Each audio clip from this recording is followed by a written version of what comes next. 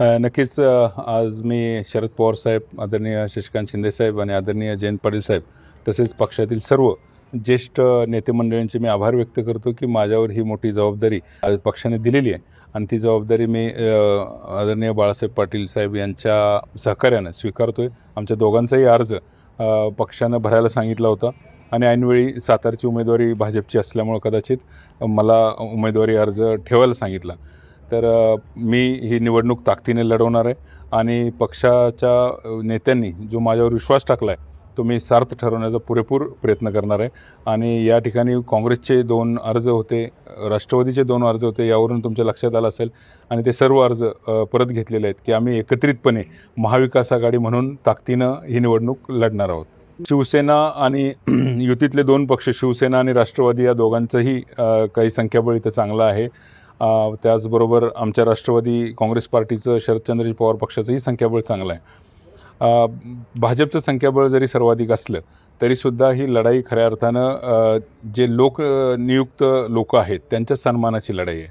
खऱ्या अर्थानं सातारा जिल्हा परिषदमध्ये तुम्ही जे नाट्य बघितलं त्या ठिकाणी शिवसेना आणि राष्ट्रवादीची मेजॉरिटी असूनसुद्धा त्यांना विरोधी बाकावर बसण्याची वेळ आली.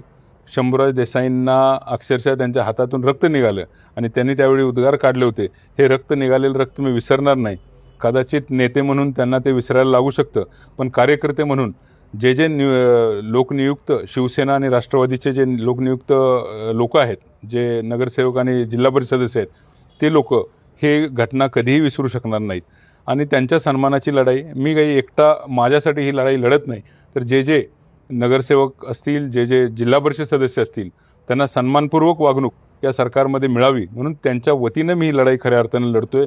आज परिस्थिती बघता तुमच्या लक्षात येईल की भाजपचे नगरसेवक किंवा भाजपचे जिल्हा परिषद सदस्य आणि इतर पक्षांचे जिल्हा परिषद सदस्य यामध्ये अक्षरशः म्हणजे जमीन आसमानाचा फरक आहे. अस्पृश्यतेची वागणूक त्यांना दिली जाते. फंड देताना सुद्धा दुजाभाव केला जातो. मग त्यामध्ये काही फक्त विरोधी पक्षातलेच आहेत असं नाही, सत्तेतले महायुतीतले जे जिल्हा परिषद सदस्य आणि नगरसेवक आहेत त्यांना सुद्धा दुजाभाव तिथं मिळतो.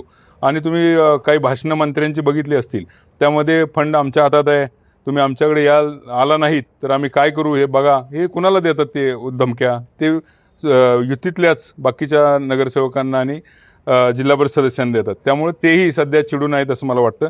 तर ही अस्पृश्यतेची वागणूक तुम्हाला नको असेल तर त्यांनी सुद्धा माझ्या पाठीशी उभं राहावं असं मी त्यांनाही आवाहन करतो. तो येणारा काळ ठरवेल, परंतु नक्कीच या निवडणुकीत तुम्हाला चमत्कार दिसेल एवढंच मी तुम्हाला सांगतो.